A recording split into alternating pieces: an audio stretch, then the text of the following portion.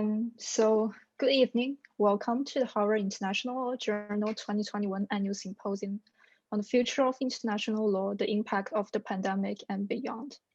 My name is Yang, and I'm the Symposium Chair of Harvard International Law Journal. Before we start, let me work through a few preliminary matters.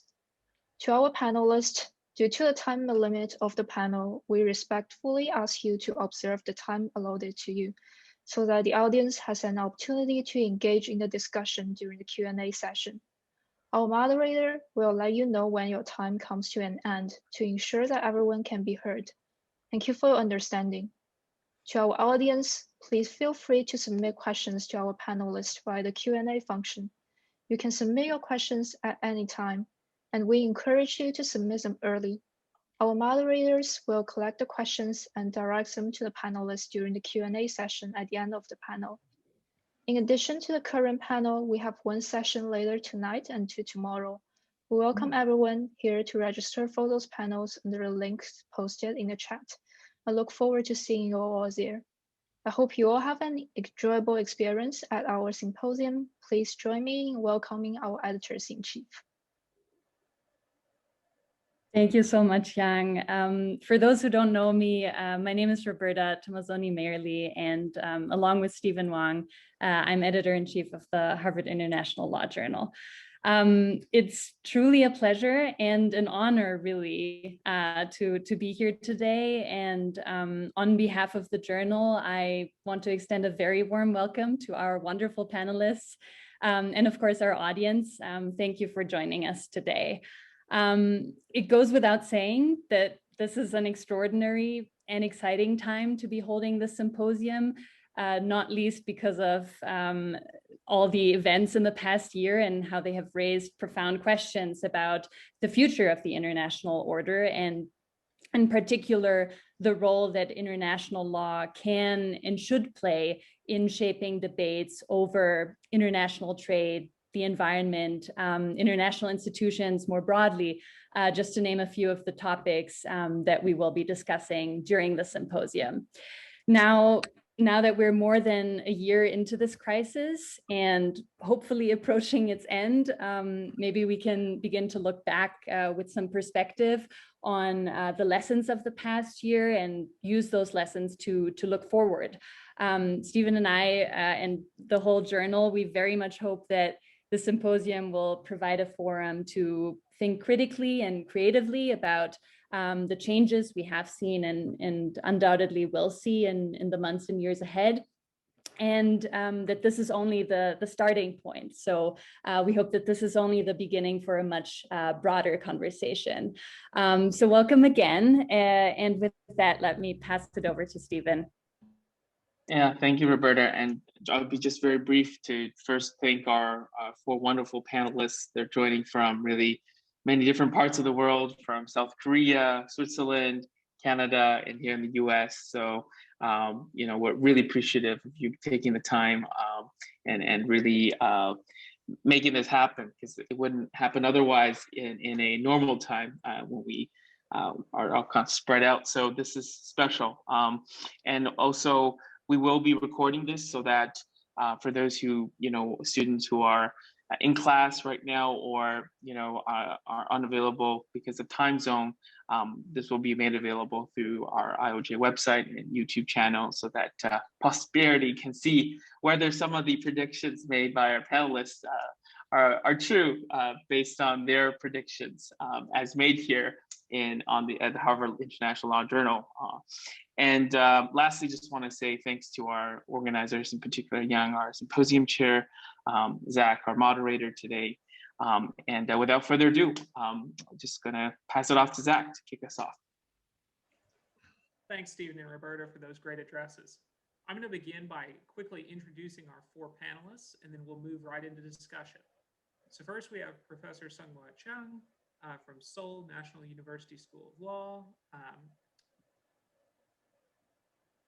He's a professor of law and former dean at Seoul National University, has served on several WTO dispute settlement panels, and as chairman of several arbitral tribunals dealing with commercial matters. In 2009, he was appointed by the ICC as a member of the International Court of Arbitration. please join me in welcoming Professor Chang. Next, we have Professor Kathleen Claussen from the University of Miami School of Law. Professor Claussen is an associate professor at Miami.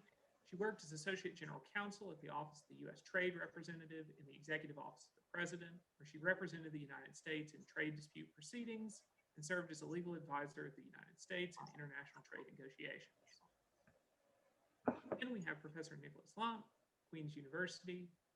Professor Lump is an assistant professor of faculty of law and School of Policy Studies at Queen's University. Prior to joining Queen's, he worked as a dispute settlement lawyer at the Appellate Body Secretariat of the WTO, where he advised members of the appellate body on legal issues arising in appellate proceedings under the WTO's dispute settlement mechanism. And then last, but absolutely not least, we have Professor Petros Mavroidis from Columbia School of Law. Professor Mavroidis is the Edwin B. Parker Professor of Foreign and Comparative Law at Columbia. He served as a member of the WTO Legal Affairs Division from 1992 to 95 and has been a legal advisor to the WTO since 1996. He was chief co-rapporteur for the American Law Institute study, Principles of International Trade, the WTO. Before I turn the floor to Professor Chang, many of our attendees will know about the present situation at the WTO with respect to dispute settlement, but for those who are not closely following, let me say a few quick words by way of explanation. What makes this moment particularly ripe for a conversation on trade dispute settlement is that we're in a crucial juncture at the WTO. What some have called the crown jewel in the WTO system, the dispute settlement system with an appellate body that can hear appeals at its head, has lost some of its shine due to an impasse among WTO members as to the appointment of new appellate body judges. As a result, the AB is not functioning at present. Nevertheless, disputes are continuing at the panel stage, and some members involved in those disputes have chosen to appeal the decisions into the void. That is, they've appealed them even though there's no one in place to hear the appeal, which effectively freezes the dispute and prevents the party that won at the panel level from enforcing the decision in its favor as a procedural matter. Some commentators have called this a crisis for trade dispute settlement and attributed the problem to the United States as the member most vocal about what it sees as problems with the appellate body and the member that initially blocked additional appointments. Professor Chang, you're uniquely positioned as a former appellate body member. What's your perspective on this critical juncture in trade dispute settlement? Thank you for setting the scene, and you very succinctly described the situation the multilateral trading system is facing. And if your summary of the current situation is viewed from the historical angle, I think now the WTO, as far as the dispute settlement system is concerned, is getting back to the pre-WTO era. Under the GATT system, surely there was no appellate body, and the losing party in the panel dispute had the entitlement to block the adoption of the panel report at the contracting parties' meetings. So I wonder if that's what the WTO members, when they founding it, envisions or wanted. Perhaps not. Maybe there are several causes for the current situation. And somebody just tried to find whom to blame. But I don't think this is the right time to find who should be blamed. Rather, I think this is the time to make an objective assessment of why and how the WTO dispute settlement ended up like this. And we need to find out how to move on. I think this is the very good timing for doing that in light of the recent change in the US administration and some other recent development which is taking place in Geneva and elsewhere. I understand that some WTO members blame the appellate body itself for the current situation, and I don't know whether appellate body has had a formal time to respond. Maybe not.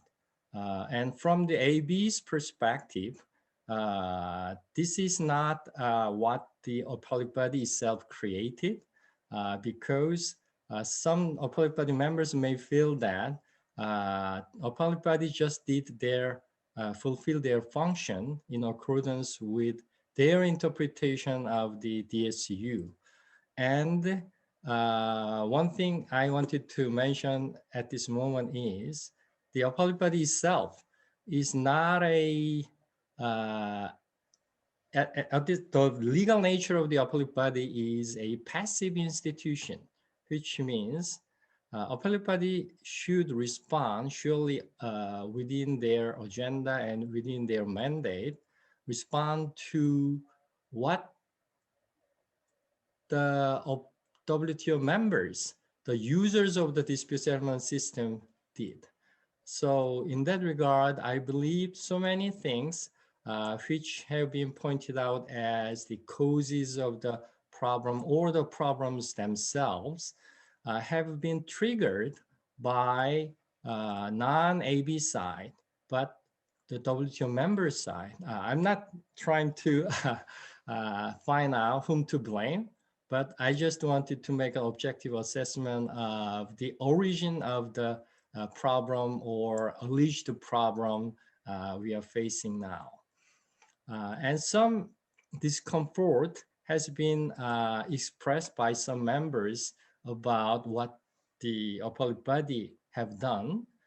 Maybe it could be classified into two different categories. The first one is the substantive result of the AB's adjudication on several cases and how the appellate body has operated. With regard to the former, about specific rulings and interpretation given by the appellate body, I think I understand that DSU allows expression of views about the quality and consistency of the specific rulings at the DSP's adoption process. However, there could be different views. Maybe some members think that in some cases, the appellate body did gap filling or in the end diminish or add the rights and obligation of WTO members, which is contrary to DSU 3.2. But what the appellate body actually did was they did their best effort to interpret and apply the WTO existing provisions in accordance with the customary rules of interpretation of public international law, which is the mandate of the appellate body under the DSU. But I surely understand that there are some existing rules, including, for instance, subsidy rules, which are not capable of addressing newly emerging issues. So I think those kinds of issues need to be addressed, not at the dispute settlement setting, but at the WTO members negotiating forward. And the second aspect of the appellate body, which has been pointed out as a origin of the problem, is how appellate body operates. But once again, I need to emphasize that the AB is a passive institution. AB just responded to what the WTO members have brought to the forum of appellate body. For instance, passing the 90 days time limit was one of the very hotly debated subject at the DSP. That is, the appellate body too often disregarded a 90 days time limit. But think about parties' mass claims composed of more than thousands of pages of briefs, submissions only. And if they bring about DSU 11 claims, it will inevitably require some a review of the factual aspect. So it is practically impossible for the appellate body to abide by the 90 days rules. So I'm not trying to throw the ball to the members arena again, but what I wanted to emphasize is the 90 days rule need to be changed to be more flexible. I'm not just talking about simple extension of the deadline, but it needs to be more flexible. This one should be done at the members table as well. And another example is the appellate body, some critics pointed out that appellate body didn't exercise judicial economy enough. And that somebody or some members just argued that appellate body is too much maximalist or activist in fulfilling their goals. I think it also, this kind of alleged problem also originate from the unclear mandate which is defined under the DSU, mandate of the appellate body, I mean. If you look at a DSU 11, some paragraphs, the appellate body seems to be required to address each of the issues raised, and each of the issues raised include not only just a legal conclusion of the panel, but also issues of law and legal interpretation provided by the panel. Somebody just argued that the appellate body should make a ruling on, to the extent that those functions are necessary to resolve the dispute, period, and no obiter dicta and something else. But from the appellate body's perspective, appellate body cannot disregard some mission or mandate which is given to the appellate body by the DSU. DSU was the creature of the whole WTO members. So some problems, some provisions under the DSU, especially Article 3, make it clear that dispute settlement system is a central element in providing security and predictability to the multilateral trading system, and the dispute settlement system need to fulfill some function of clarifying the existing provisions of the WTO. So with these kinds of a mandate given to the appellate body itself, I'm not representing the appellate body, but appellate body was in a very difficult situation. A preferred view is just resolve the dispute and let many issues of law or legal interpretations addressed by the panel intact. And the other opposing view is, no, the function of the appellate body and the reason of the appellate body is to create consistent jurisprudence. By doing that, you need to contribute to creating or providing some predictability to the multilateral trading system while interpreting or clarifying the meaning of the WTO provisions. I think how the WTO appellate body has done could be viewed positively or negatively, but that evaluation, I think, is dependent upon what kind of view the critiques is taking. So I think my time's already up. So let me just wrap up by saying that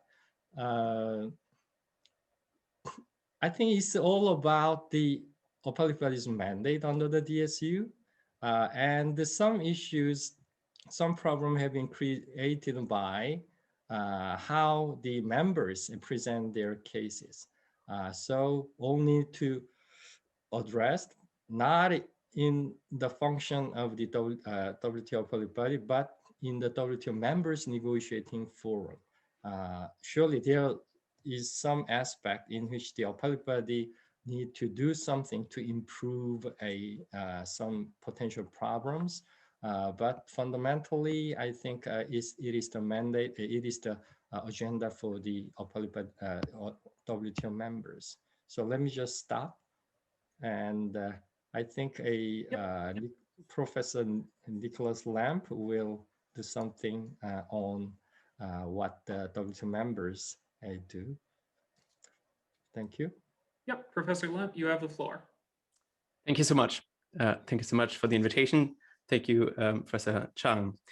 I also want to talk a bit about the GATT, because I think we can learn a lot by going back 40 years to the situation when the GATT contracting parties decided to create the WTO dispute settlement system.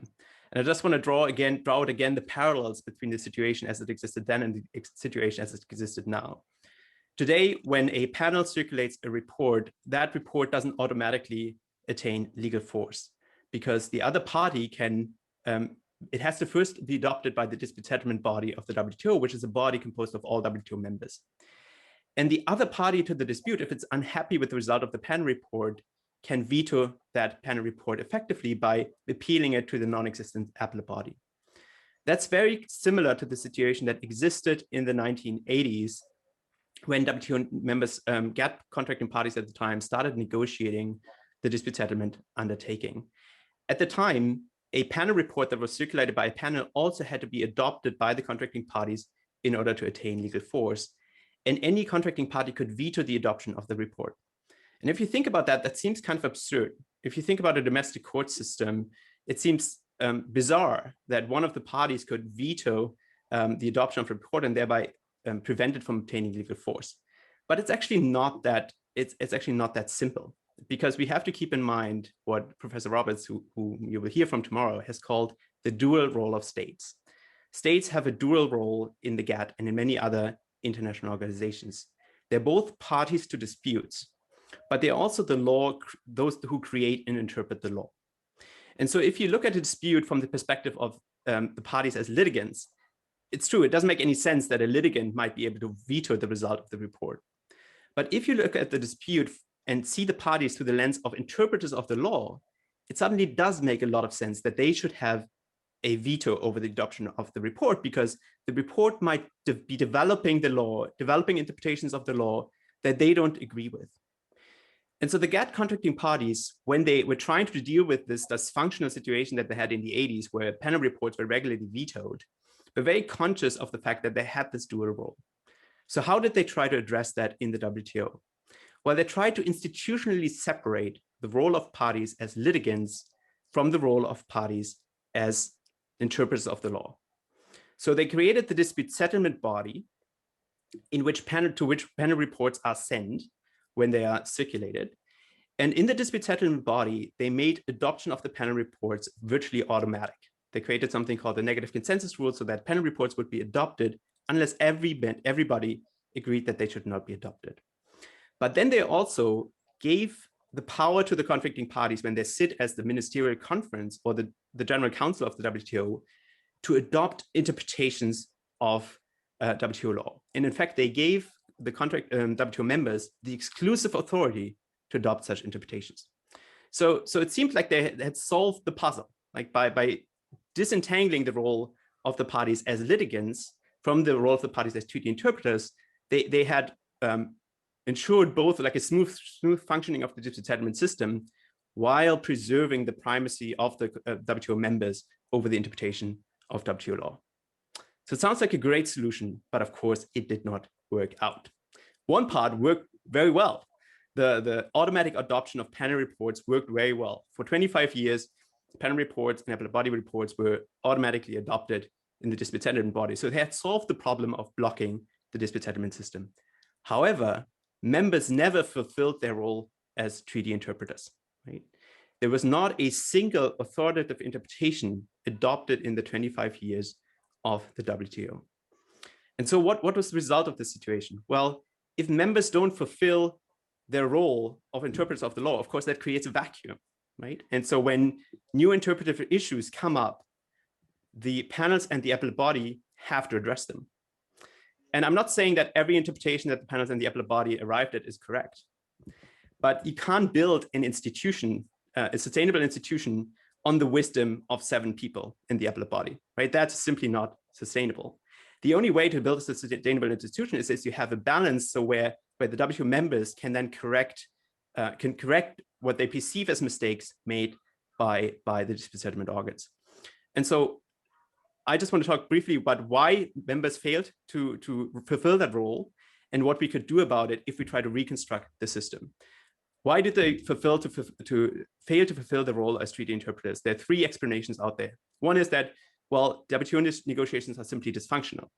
And by making it so much more difficult to block interpretations of panels of the appellate body, WTO members almost faced an impossible task to block those interpretations, because they would have to come up with new interpretations, then rally all other WTO members around to that interpretation and have it adopted by the ministerial conference. The Trump administration had a different interpretation. They said it's purely opportunistic behavior, right? So the Trump administration said other WTO members realized that they could achieve their aims through litigation rather than negotiation. So they refused to negotiate developments of the law because they thought we can get that same result through using the panels and the appellate body. And there's some truth to that as well, because at the beginning of the early days of the WTO, there was real uncertainty about how some provisions should be interpreted, and there was some willingness on WTO members to negotiate interpretations. And then once the appellate body rendered interpretations that WTO members liked, they stopped being willing to negotiate that. But there's also a third reason I would submit, because in the WTO, if you want to change the law or adopt a new legal rules, you have to pay for it, right? There's this mentality that if you want something, you have to pay for it. And the US felt that it shouldn't have to pay for interpretations that it thought it had already paid for in the Uruguay round. So there was a sentiment that, well, we already paid for a particular interpretation when we negotiated the Uruguay rounds agreements. So, and the appellate body took that away from us. They kind of redistributed the benefits of that to other members, and we're not willing to pay again. On the other hand, you had the European Union, which in fact agreed with the United States on some of those interpretations, but also wasn't willing to pay for changes for a different reason. And the reason was that the European Union was comfortable with having the appellate body develop the law, right? So when the appellate body ruled against the European Union simply said, okay, we're going to change our law, and we expect everyone else to change the law as well. So we have the main major countries, the United States, the WTO, and the European Union, taking the same attitude towards adopting authoritative interpretations, right? They both were unwilling to invest negotiating capital in getting appellate body rulings overturned, right? And instead, the European Union was happy as sitting back and letting the appellate body develop the law. The US was investing incredible amounts of political and capital into trying to get the appellate body to change course on its own, right? Unsuccessfully, of course. What can we do? Well, if we think about how we rebuild the system, we have to make sure that members fulfill both parts of their role, not just as litigants, but also as treaty interpreters. So we need to find some way to put them on the spot so that they're forced to interpret the law. So one option would be, and I know this is far from realistic, but it's just a thought experiment, would be to give panels and the appellate body the power to remand interpretive questions to the membership. And as they say, here are 2 interpretations, you have to vote on which one you think is the right one, and we will follow your guidance, right? So members can't be sitting on their hands complaining about the panels and what the appellate panels and the panels are doing, and will actually have to negotiate which interpretation reflects their understanding of the law. Thank you very much. Thank you, Professor Lam. Next up, we have Professor Claussen. Professor, you have the floor.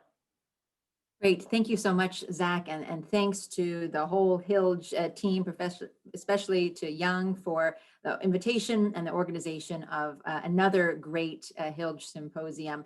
I'm honored to be a part of the conversation and to be here with a group of distinguished co-panelists. I also look forward to the other panels, and particularly to Professor Roberts' keynote remarks tomorrow. So I thought I'd pick up from where Professor Lamp left off by trying to build out alternatives to the present moment, but to do that, taking us outside now of the WTO. So the name of the panel is The Way Forward for Trade Dispute Settlement. And I would submit to you that it may not be through the WTO system. And while I don't think the WTO is going away, dispute settlement there may be developed further, right? In all the ways you've just heard, either through the thought experiment version, but reform, redirection, reinvention, reconsideration, all of the re's, if you will, that will move us forward, I think, from this moment in Geneva.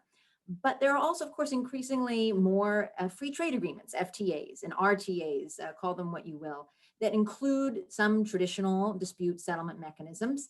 And those could be, or starting to already be, alternatives to the WTO dispute settlement system, at least in some instances. So where can the FTAs provide an alternative to WTO dispute settlement? Well, of course, it's where the countries involved share an agreement, number one, have to have that FTA in place, where the agreement covers the dispute issue that we're caring about, and where that agreement also contains a dispute settlement mechanism, which is not always the case, to be sure.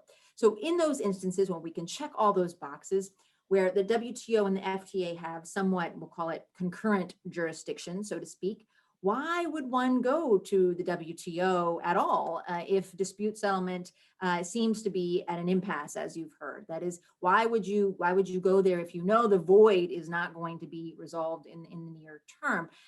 You usually don't. And we can see that in the numbers. Now, you may go there for political reasons, right? In fact, if you have a dispute that you actually have no interest in resolving, but it's important to a particular constituency that you initiate that dispute. Well, in that instance, maybe you move ahead with the WTO option. But otherwise, if you want a resolution and you want an enforceable one in a timely way, then maybe now that's not the place we go anymore. And as I said, you can count how that's already starting to happen. Some of you, I see some familiar faces in the audience, and some of you heard Geraldo Vidigal lay out these numbers. He's tracking them closely at the American Society of International Law annual meeting just a couple weeks ago. And what he showed, and you can see also on the WTO website, is how WTO dispute settlement is at a record low. While there have been on average about 20 consultation requests filed at the WTO each year since 2000, sometimes many more than 20 in fact, the last 3 years demonstrate the decline from 38 in 2018 to 20 in 2019 to just 5. That's the record low in 2020. We have 2 filed so far this year, both of them in January. FTA disputes, on the other hand, are on the rise. And you may say, well, that's because they have only one place to go, up. And that is there have been so few in the past, right? They've averaged in that same time period about 2 per year. But the last 3 years featured a total of 10. And there are rumors of more on the way. So if we then zoom in on those 10, just to illustrate the point of this form shifting exercise, 6 of the 10 are, based on their subject matter, could have gone to the WTO, but they didn't. Right? So we may see this increased reliance on FTA dispute settlement in lieu of WTO dispute settlement, this shift in forum that otherwise probably would have been more unlikely because of the various downsides, right, the countervailing factors to using FTA dispute settlement, such as the cost, an added cost of setting up the FTA dispute settlement mechanism, the added logistical responsibilities, right? Trying to figure out a place to have a hearing, for example, that's not necessarily prescribed in an FTA as it would be at the WTO. And I think some would also argue and have argued less predictability, right? Even if you've got a dispute that it fits within the WTO frame and you have the option of going to an FTA instead, you may choose a WTO for its stronger reliance on WTO case law. You may not know that that's going to be the case with your FTA panel. Still, we're starting to see this shift. Now, what I find more interesting are these other cases in that group of 10 that I mentioned. The 4 of the 10 FTA consultations that couldn't have gone to the WTO, and why not? Well, those are the disputes that the WTO agreements do not cover. And here again, a footnote that there seems to be potential for many more yet to come. Of the four disputes that we know about, also another footnote, since 2018, 2 of them involve environmental issues, 1 of them involves labor, and the 4th has to do with competition law. So what we're looking at here is what I will call the new trade dispute settlement frontier, or think of it as trade plus dispute settlement, if you will. These are disputes that have an effect on trade or that are connected to trade, but not all of them are squarely within the traditional trade disciplines. And that's not just because they're outside the WTO frame, but also because they involve subject areas that states have chosen to subject to innovative enforcement mechanisms. There have been many creative attempts to deal with these sorts of problems in FTAs. And that's saying a lot because it's hard to come up with those sorts of tools in many of our legal systems. So in other words, there are novel issues that are going to FTAs. And frankly, if we look more closely, I would say that the 4 consultations requests to which I've referred are really an underestimate, or rather they undercapture what's really going on in FTA enforcement world. Right, what that number does not reveal is the use and implementation of other forms of enforcement on these trade plus categories that are also on the rise. Even if we we're just looking at FTA mechanisms alone.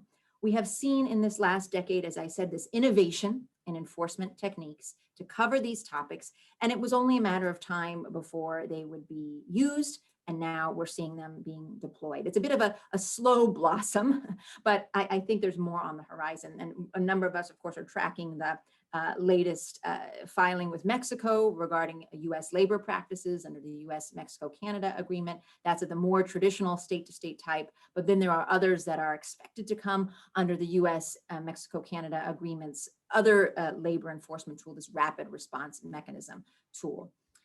Another reason the number is a bit misleading is that while since the 1990s, there have been what we know to be about 36 consultation requests under FTAs, so few of them have led to panels. We can count on one hand how many of them have led to dispute reports, that is, decisions coming from panels. And that makes the idea of FTA dispute settlement seem, I think, less important to the overall picture of trade dispute settlement. But as I've said, there's a lot more action behind the scenes under FTAs than meets the eye. And just one example here is something such as the labor monitoring and action plans that the United States uses with its trading partners, for example. So these are plans that the US develops together with an FTA partner to assist the partner with compliance with the FTA objectives. So rather than sort of slam down a consultations request and boom, we get dispute settlement and another number we can add, right? This is a way to help that partner not breach, but through a cooperative mechanism. And that makes the FTA more of a goal-setting document, if you will, but rather than a sort of contract in the way we traditionally think about it that needs to be enforced. That's just one example among many cooperative alternatives that play out in a sort of enforcement context, but it's hard to account for in our lawyerly litigation focus that we tend to have. We've also seen an expansion of the players that are involved in these FTA tools and their application. It used to be the US was the biggest user, absolutely still is a big user of FTA dispute settlement, but now new players have come in. We could add the EU, we could add Korea as having seen FTA disputes on either side of the consultations request, and there are others, of course, to add to that mix. So all told, there's a lot of variation across the FTA spectrum. Some of them are rather shallow in what they cover, to use a common term, whereas others reach deeply into these topic areas, including these trade plus areas. Some have traditional dispute settlement mechanisms that make them easier to spot and understand, whereas others are operating with these alternative enforcement tools that never really hit the news cycle. And in fact, many wouldn't even qualify them as enforcement and therefore not dispute settlement at all. Finally, another way forward for trade dispute settlement is the use of unilateral tools. Now, some of you I know are thinking, that's not dispute settlement. That's not a part of this. In fact, that's a big problem. That doesn't count. The whole point of dispute settlement is to avoid unilateral tools. Well, certainly we've seen unilateral tools precipitate disputes, as we did with the US tariff tools in these last 3 or 4 years, as many countries brought cases against the United States for its use of these tariff tools, and likewise the United States against these other members for their retaliation. I wrote on this issue a couple of years ago when this was breaking out, and my primary points then remain my primary points today. One is that I think these tools are unlikely to go away, and they need to then be accounted for in our understanding of this dispute settlement landscape. They are built, in the United States case, they are built into the framework of US law. And we see now other countries developing or reinvigorating their own variations of these tools in some ways, and sort of give them more ammunition to do the same as the United States has done. And they are enforcement tools that may, in fact, when used in certain ways, be consistent with existing international rules. That is a highly contested position, but I suggest to you that in some instances that may be true. So what we may need to see are reforms to the existing international rules to accommodate these tools that, again, I don't think are going away. So I would not rule out from a conversation on the way forward of trade dispute settlement these unilateral tools, which take many forms, right? Not just tariffs, and there are many manifestations as parts of the toolkit with which the international community ought to grapple and account for in future reconstructions of this trade dispute settlement landscape. Thanks, Zach, back to you. Thank you, Professor Claussen. And now we're going to turn to Professor Mavroidis for our final set of remarks before the Q&A. You have the floor, Professor. Thank you, Dr. Grouev. I have a PowerPoint. If is it okay? Can you? Yeah. Okay. So this is my main point is that I mean, the one area where I agree with everybody is we have to understand first why we are where we are. And in my view, and the view of my co-author for most of my recent work on dispute settlement is Bernard Hoekman. This is not just a whimsical reaction by the Trump administration. There is ample evidence of simmering widespread discontent with the workings of dispute settlement in the WTO. But the good news is that discontent is about practice, but not about the institutions per se. I have two caveats from what follows. First, in my view, addressing the judiciary crisis in the WTO is a necessary but not a sufficient condition to address the wider legislative crisis. The key issue, in my view, is what to do with the increasing heterogeneity of membership and the impossibility to conclude at the multilateral level. And of course, for what follows, I assume willingness to negotiate, which is unclear at the moment. So I want to first explain the complaint, the content of the complaint, then discuss the constraint that in my view should be taken into account when negotiating the new DSU, then the brass stracks of the approach we have advanced with Bernard, and recap a point, all this in less than 11 minutes. Now, what did the trading community complain about? I love this sentence from Benjamin Franklin, who is one of my heroes anyway, when he was asked what is the regime they bequeath to the US society, he said, the republic if you can keep it. And one of my mentors, if not the mentor of mine, when it comes to dispute settlement, especially Bob Hudek, through his work on concerning the GATT dispute settlement, he established that de facto the GATT had bequeathed the culture of third-party adjudication to the WTO. Now, I think Professor Lamb is right that in the 80s there are hiccups, but close to 90% of the hiccups concern the European Union, which was unwilling to adopt 7 out of 9 cases concerning agricultural policy of the EU. If you take this idiosyncratic element out, precisely because farm negotiations were going on during the Uruguay round, the GATT record is quite, I mean, it's great. It doesn't compare to any other area of international relations, and that's, I think, Hudek's finest hour. By now, we know that the beans have been spilled, of course. We know that what they bequeathed the GATT framers to the WTO citizens, the WTO citizens did not manage to keep in good shape.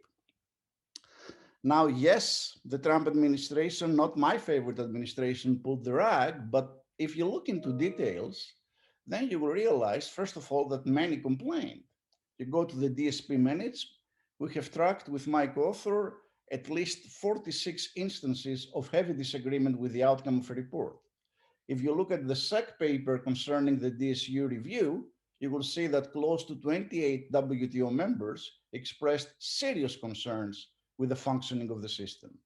And with Fiorini, Bob Wolf, and a couple of other people, Fiorini is an econometrician, he was at the time at EUI, we ran a survey across dozens of stakeholders. The response was more or less the same. Now, I simplify now, but I hope I don't vulgarize when I say that our work shows that there are two boxes of complaints.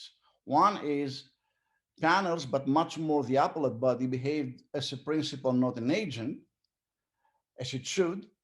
And the other complaint concerns competence. Let's say case law is incoherent. I'll go through both of them in 1 second. But before I do this, the salient features of the DSU are not in doubt. Stakeholders do not want to put into question compulsory third-party adjudication, it seems. They don't want to go back to self-help, and they want to keep WTO as an exclusive forum.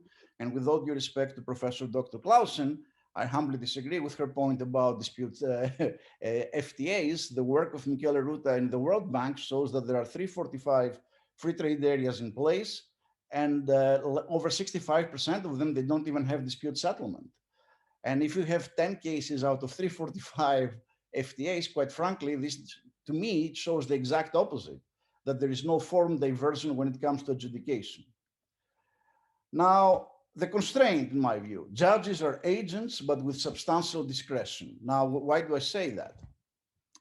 When we are discussing international judges, the agency cost should not be underestimated. It's one thing for a judge in the US to make a mistake. We go back to the boarding room, and then we can say, okay, what did we get wrong? Let's enact a new law, and this is it. It's difficult to preempt judicial discretion through legislative action at the international plane, because you need to persuade other parliaments with totally different preferences. Heterogeneity is an issue. You cannot have both widening and deepening of integration. I haven't seen it happening myself. And of course, you have negative externalities as well, because the moment you start complaining about the way adjudication happens, some members might lose faith in the system, and that's the worst. Now, agency costs should not be underestimated, and we should keep in mind when we discuss WTO that we discuss essentially agents with substantial discretion. And that's it's inevitable. You have one incomplete contract, the WTO, which you must interpret when you're a judge through another incomplete contract, the Vienna Convention. Now, I'll give you two examples here. Just think of the term protection, which is an information problem at the end of the day.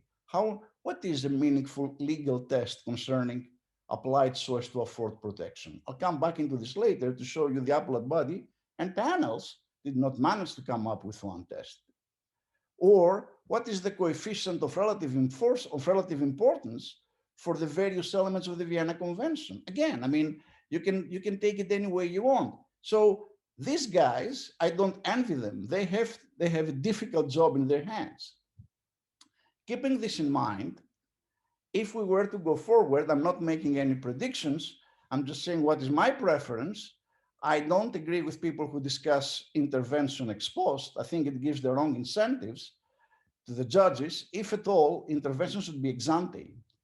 Now, what do I mean by interventions ex ante? Well, we have to get competent judges. I'll come back to it in a moment, but also judges who would not be afraid to understand they are agents and not principals. I'm astonished that in WTO history for 25 years, there is not one single case of non-liquet.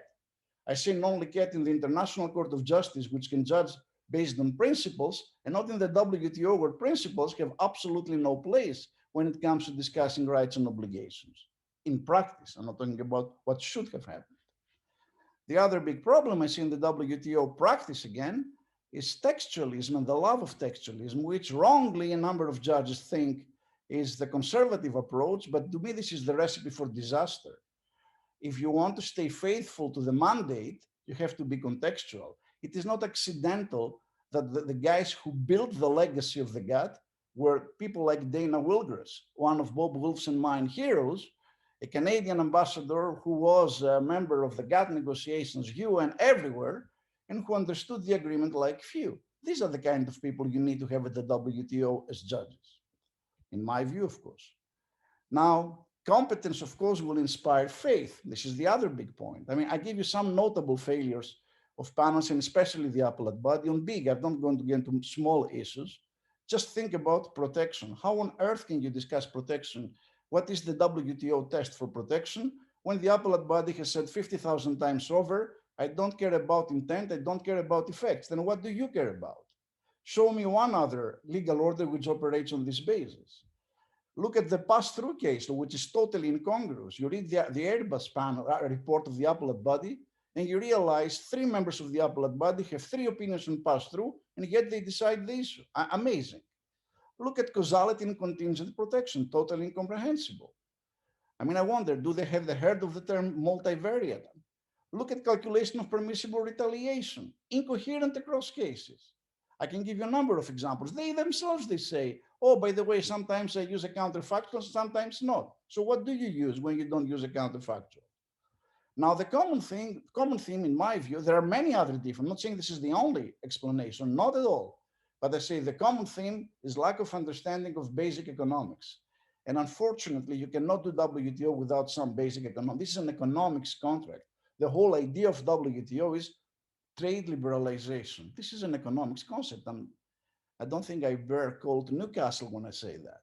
Compare antitrust jurisprudence, where economics big time has entered the field of legal analysis, and for some reason in trade law it stays outside, except for writings of some of my friends. Now, how would I do the court, keeping in mind I need judges who will be A, competent, have some economics expertise, plus act as agents? I don't like the idea of 2 instances. I think one of the main reasons is that there's no way we'll go back from prospective remedies. And if we keep 2 instances, you can spend 6, 7, 8 years without any compensation. So, but I like the idea of having somebody who will dictate, if you wish, the future course of event, will be the precedent setter. So with Bernard in the paper we wrote, we have a very simple design, nothing fancy. We don't reinvent the wheel. We look into actual practice, and we distinguish between the plenum and chambers. And we say the plenum of the first instance court should be the equivalent of the appellate body. I like the idea of permanent panelists, especially since the Secretariat has become de facto the panelists. In the last 10 years, over 70% of the panelists are non-roster. These are guys who are not known to the Secretariat and no one else. They pick whoever they wish, and these guys end up being judges without prior approval by the membership. I would like one non-renewable appointment. I think renewable gives the wrong incentives. And I would like judges to appoint their own clerks. I don't want to see the Secretariat involved in dispute adjudication, because then they confuse functions. Now, the 80s, when the DSU was negotiated, and that's why I have this Back to the Future, not my favorite movie, but I like it a little bit. I like Indiana Jones much more. But what was the idea behind the DSU? What mattered then, still in my view, matters now. The DSU is not about the appellate body. Was the last year and a half, 4 discussions, and the appellate body was put in place. And according to the head of the negotiating group, the idea was it would be used sparingly whenever necessary. The idea was depoliticization of adjudication. The US gave up on aggressive unilateralism in return for an efficient adjudication. Now, there are a number of examples where, I mean, when the membership decides, we had examples like DISC, which is one of the worst, the lowest of the points of the GATT adjudication. This is exactly what we wanted to avoid. We want DSU 2.0 to keep this message of depoliticization, judges decide, intact. My last slide, there is one key difference, I think, between DSU and how it should be, assuming willingness, renegotiated nowadays. The 1994 negotiation, I had to check actually all of the negotiating record, and I don't exaggerate one bit, of the DSU for the handbook of Bagwell-Steger. it's based on the codification of 1979, largely. I mean, to my count, I mean, we can disagree on the counts and on the coding, something like 76% of the DSU is based on the 79 codification. Now, the 1979 codification codifies GATT practice, and GATT was a relational and implicit contract because it was put together by like-minded players. In between then and now, we have this increasing heterogeneity in the WTO, and it's not just China. It's a number of other players who don't have much in common with the liberal like-minded guys that put together the GATT at the end of the 40s. I think Fukuyama regrets his 1992 book about the end of history. We realize the history has not ended at all, and we realize more and more that the liberal trade order is not shared by everyone. So now, if we want to negotiate a contract, we cannot stick to implicit contracting. We have to be explicit. A number of institutions, a number of the things I told you before, have to be put down in the contract in plain English. Otherwise, if we don't get those details clear, I'm afraid the WTO dispute settlement, which in my view is a global public good and it's irreplaceable, is doomed to fail. And I stop here.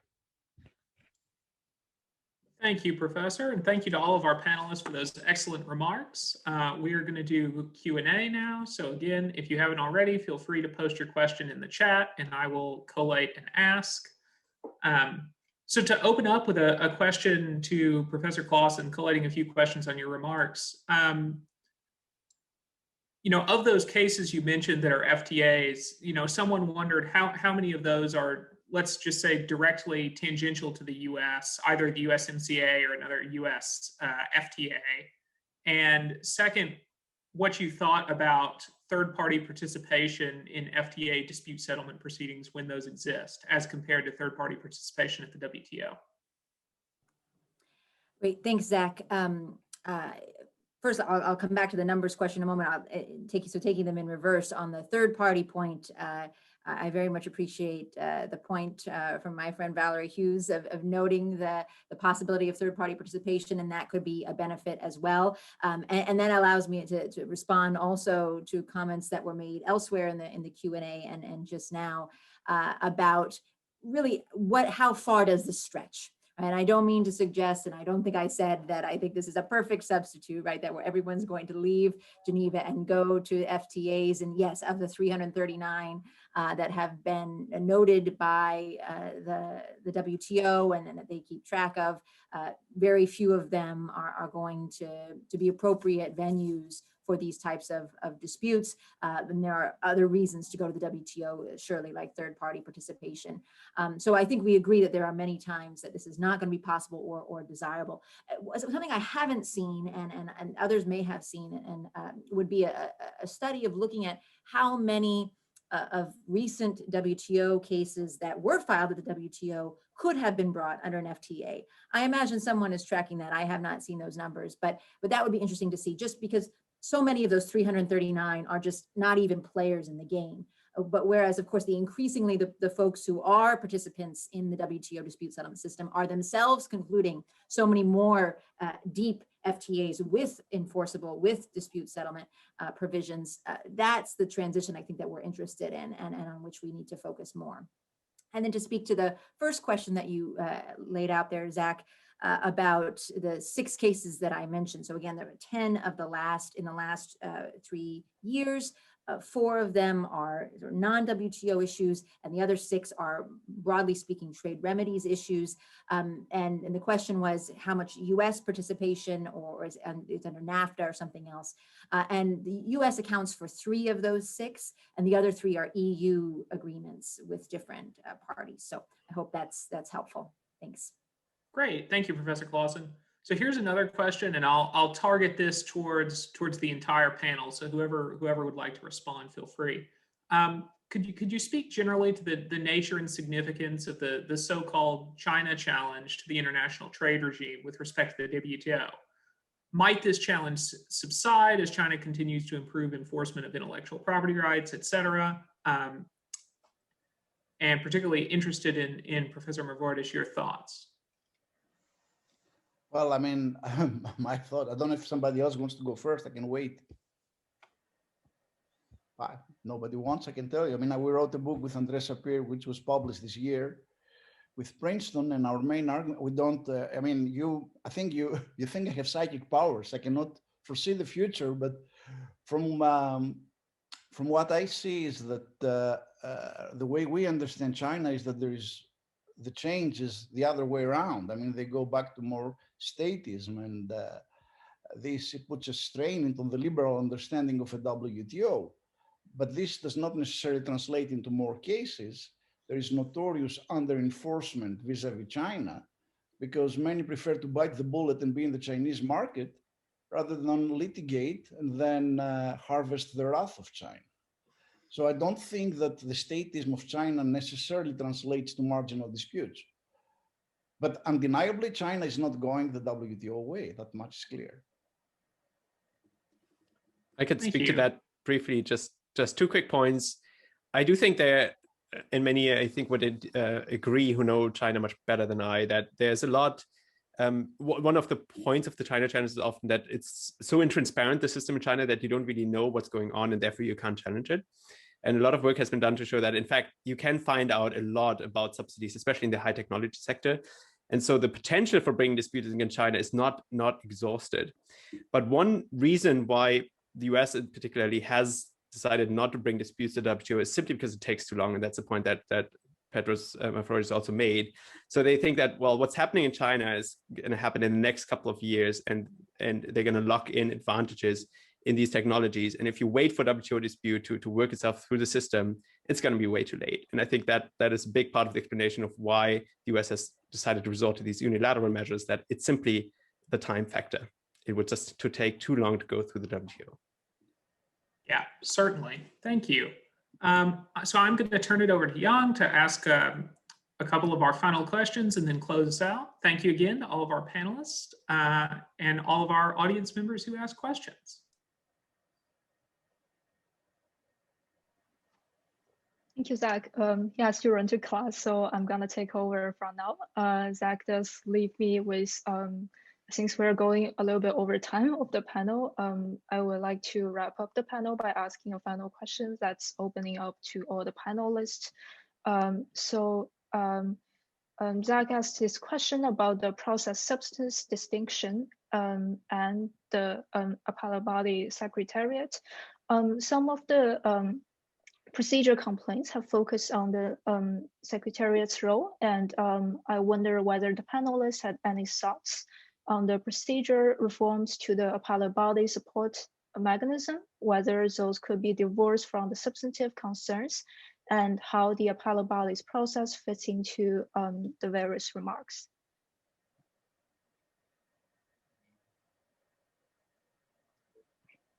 If nobody else wants to speak to that, having been on the appellate body secretariat, I just want to again point to a very general problem, is that I think the appellate body, especially as the crisis was mounting, was desperate for guidance from members on how to solve something like the 90-day issue. But the problem is the appellate body as an adjudicative institution cannot take guidance from a single member. It has to come from members collectively, right? Because otherwise it will be seen as giving in to pressure from a particular member. So yes, the appellate body made decisions, and they may have been not the best decisions, but if the membership collectively had told the appellate body what to do, I have no doubt that the appellate body would have followed gladly what the membership would have told it to do. Yes, in that regard, the appellate body itself, several years ago when I was there, made its best effort to make a contact with the WTO members, but not on an ex parte communication basis. But as Nicolas just pointed out, unless there is some consensus from the parts of the WTO members, it's very difficult for the appellate body to make it a rule or a consistent practice. And another question about the role of the secretariat. This is very sensitive issues, but one thing that is very much undisputed is the secretariat's role, whether it's desirable or not, is significant. I think that is mainly because there is no permanent panelist and there is no a full-time appellate body membership. Appellate body member, even appellate body members, although they are permanent positioned, are not a full-time adjudicators residing in Geneva. That made the dependence on secretarial almost inevitable. But I personally think that if as Professor Mavroidis suggested, if we can establish permanent panelists, which is the right direction, maybe judges should be able to appoint their own clerks. Then maybe the too much reliance on secretariat will disappear. Thank you. Thank you so much, Professor Chang. I hope all our audience will join me in thanking our amazing speakers for tonight. I'm sure I spoke on behalf of everyone, but I learned a lot from the discussion and presentation. To both our panelists and audience, our next panel on international solutions to climate change will start in 7 minutes.